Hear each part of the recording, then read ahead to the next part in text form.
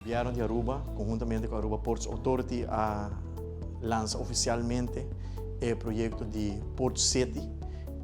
desenvolvimento de área caminho antes tinha container haven, depois com a muda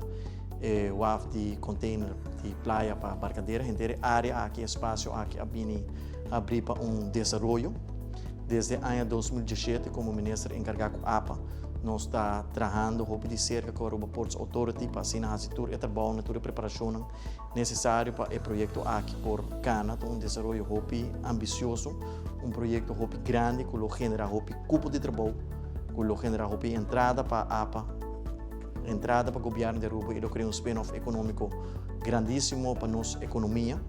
Então, projeto de inversão do setor privado de 1 bilhão florim, que é entrada no acordo general por meio do setor privado, para investir em infraestrutura, investir em porto,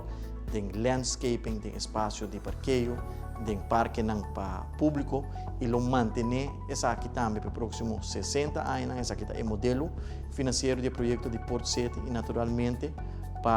por manejar o projeto aqui de Port City, lo meter a recht op uma companhia nova e AUE, depois de muito tempo de preparação de trabalho, AUE nos percorrer para a companhia nova aqui, Aruba Ports Development NV, acordo opgericht na notaris, conjuntamente com o diretor de APA, conjuntamente com o voorzitter de raad van commissaris, que AUE dia grande para depois de muito anos